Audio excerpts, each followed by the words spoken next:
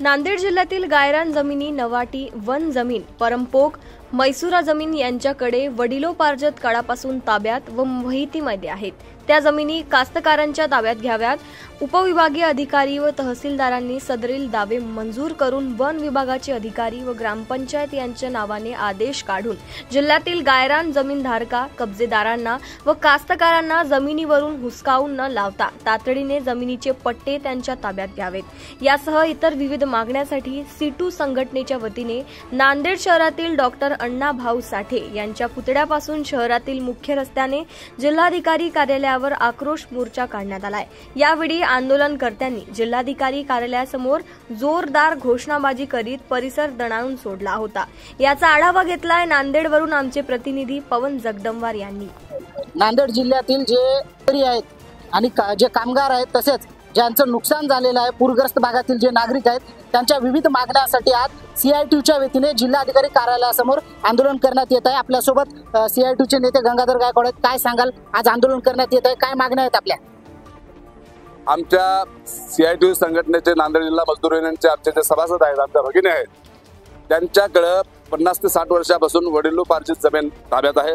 ती जमीन नवाटी गायरान परमपोक काही जणांची मैसुराची आहे आणि त्यांचे तातडीने दावे दाखल करून घ्यावेत।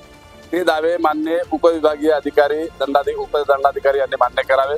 आणि आता काही फॉरेस्टचे अधिकारी आहेत, बाचोटी कॅम्प तालुका भोकर या ठिकाणी केंद्रीय नावाचा कुणीतरी गार्ड आहे, अत्यंत वादग्रस्त ठरलेला गार्ड आहे, त्याला इस्लापूरमध्ये देखील मारहाण झालेली आहे आणि त्याने मुदखेडमध्ये भोकरमध्ये आणि किनवटमध्ये त्याची ड्युटी ज्या बीटमध्ये आहे त्या बीटमध्ये दलित आणि आदिवासींना टार्गेट करण्याचं काम सुरू केलेलं आहे। त्या ठिकाणच्या शेतकऱ्यांच्या शेतामध्ये खड्डे खणण्याचं काम सुरू आहे।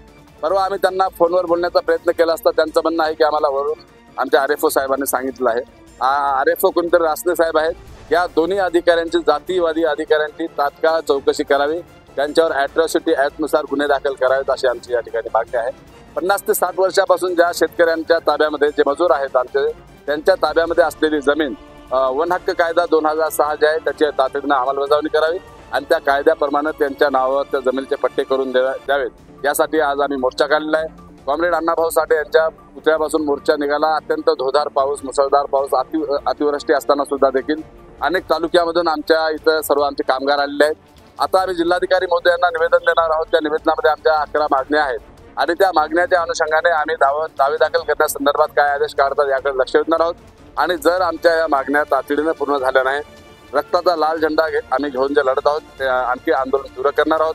नाशिकमध्ये आमचे सहकारी संघटना आहे ऑल इंडिया किसान सभा, त्या संघटनेच्या माध्यमातून आम्ही 45,000 पट्टे केलेले आहेत। इथं देखील आमचे 22,000 लोक जे आहेत त्यांच्या ताब्यामध्ये हजारो 50-60 वर्षापासून जमीन आहेत, त्यांचे देखील पट्टे आम्ही केल्याशिवाय थांबणार नाही। जे मजूर आहेत त्यांना आम्ही शेतकरी करणार आहोत असा आमचा संकल्प आहे। इन्कलाब जिंदाबाद। एकंदरीत आपण पाहू शकतो गेल्या अनेक वर्षापासून जे गायरान जमिनी आहेत ते ज्यांच्या ताब्यामध्ये आहे ते त्यांच्या नावाने करण्यात यावं। यासह इतर विविध मागण्यासाठी जे आहे ते CITUच्या वतीने आज नांदेडच्या जिल्हाधिकारी कार्यालयासमोर आंदोलन करण्यात येत आहे। कॅमेरामॅन हर्षवर्धन सोबत मी पवन जगदंवार, देशोन्नती, नांदेड।